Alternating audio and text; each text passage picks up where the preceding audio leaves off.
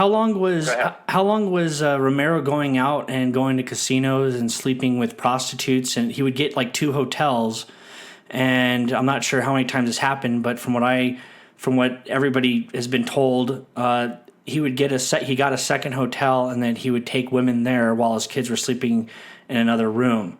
So that was one. But so, do you guys know how long he was actually doing this? According to Manly Perry video, Manly Perry states that it may have been happening as long as 2 years. We don't know. They call themselves independent, but they're not. It's like Steven Anderson is ahead of all of it. It's a huge corporation, and he's the CEO of all of it. They just call themselves independent. And then this Shelley guy comes in. He calls himself a savior, and then they all team up and they go after Fannin.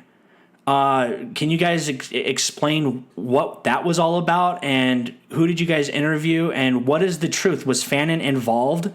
The whole attack on Adam Fannin was a misdirection, I believe.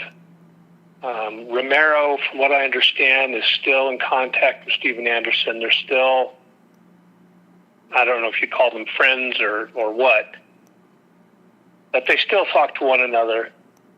And the way Anderson preaches from the pulpit, anybody that's involved in any of those sins should be taken out and stoned. Right.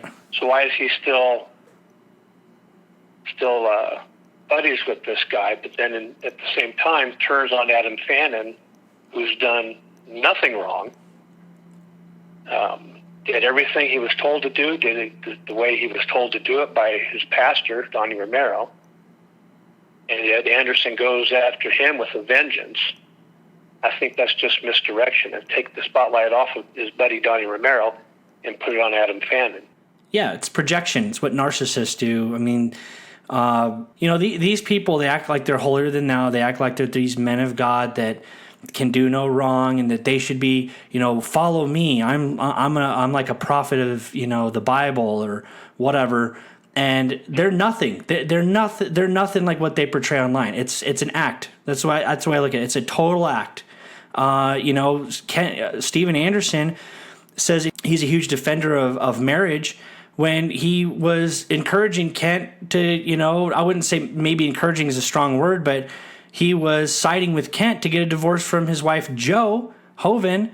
And then when the dominoes fell, as they say, and the truth came out that Kent Hoven was committing emotional adultery on his wife, Jo, with a woman called Mary Tocco, now all of a sudden Steven Anderson comes out and throws Kent Hoven under the bus. Well, what's the deal? You were the one that was all in favor of it, right? Up until the truth came out. It's ridiculous. And, you can go on, you can go down the line. These people, it's all about hiding what they're doing and putting the blame on innocent people, or, pointing the finger at somebody else. So Romero comes out and says Fannin had nothing to do with what I was doing in casinos.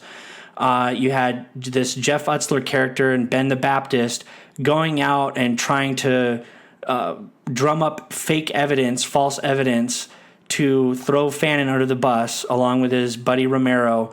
All the meanwhile, Romero's getting paid money. This, from what I understand, he was still getting paid absent leave while they were going through all of this. And then as soon as Romero leaves the church, they throw Adam Fannin out with the baby with the bathwater. They throw Fannin out. They put this little novice, Shelley, who calls himself a savior. He literally called himself Jesus Christ, that he was there to save the church. They put him in power. All the meanwhile, while this is all going on, Romero is still talking to Anderson. Is that correct? Yes. Yeah. They should, according to their own words, they should get stoned.